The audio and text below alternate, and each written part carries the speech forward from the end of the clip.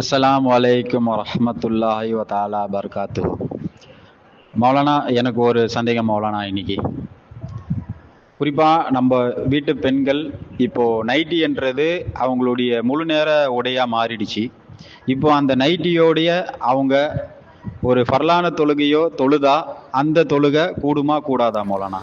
வலைக்கும் அஸ்ஸலாம் வரஹ்மத்துல்லாஹி வபரகாத்துஹு. அல்ஹம்துலில்லா. நல்லதொரு கேள்வி. பெண்கள் நைட்டி அணிந்த நிலையிலே தொழுகலாமா என்பது பொதுவாக இப்பொழுது பெண்கள் நிறைய பேர் இந்த ஆடையில் தான் இருக்கின்றார்கள். அதிலும் குறிப்பாக பகல் நேரத்திலும் இன்று பெண்கள் அணிய ஆரம்பித்து விட்டார்கள். நைட்டி அணிந்து தொழலாமா என்றால், பொதுவாகவே பகல் நேரத்தில் நைட்டி அணிந்து வீடுகளிலே இருப்பது என்பது உகுந்த ஒரு காரியம் கிடையாது. இந்தியாவிலே அந்நிய ஆண்கள் வீட்டுகளுக்கு வந்து போக வாய்ப்பு இருப்பதினால் அந்த நேரத்திலும் கூட நைட்டி அணிவது என்பது உகுந்தது கிடையாது. பொதுவாக பெண்களுடைய மறைவிடம் என்று எதை சொல்லுவோம்? முகம், கரண்டை காலு கீழ் உள்ள அந்த பாதமும், மணிக்கட்டு வரை உள்ளான அந்த விரல் பாகத்தினுடைய கைகள், இந்த மூன்றை தவிர்த்து அனைத்தையுமே மறைத்திருக்க வேண்டும். இதுதான் பெண்களுக்கான அவுரத். இந்த மறைவிடத்தை மறைத்து தான் பெண்கள் தொழ வேண்டும்.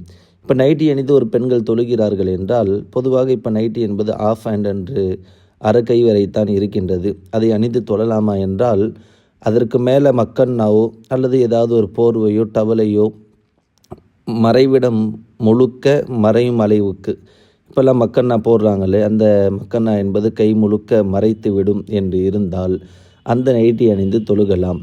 சில பெண்கள் இப்படியும் தொழுகிறார்கள். அந்த நைட்டிக்கு மேல் தலையிலே மட்டும் அந்த ஸ்கார்ஃபை கட்டி கொண்டு கை தெரியும் அளவுக்கு இருந்து அந்த நைட்டியில் தொழுகிறார்கள் என்றால் அந்த தொழுகை கூடாது. பரிபூர்ணமாக மறைவிடத்தை மறைத்தவாறு, எந்த மறைவிடம் என்று பெண்களுக்கு நாம் சொல்கிறோமோ அந்த இடங்கள் முழுக்க மறையும் அளவிற்கு இருந்து அந்த பெண் தொழுதாள் என்றால் அந்த தொழுகை கூடும். அஸ்ஸலாமு அலைக்கும் வரஹ்மத்துல்லாஹி வபரகாத்துஹு.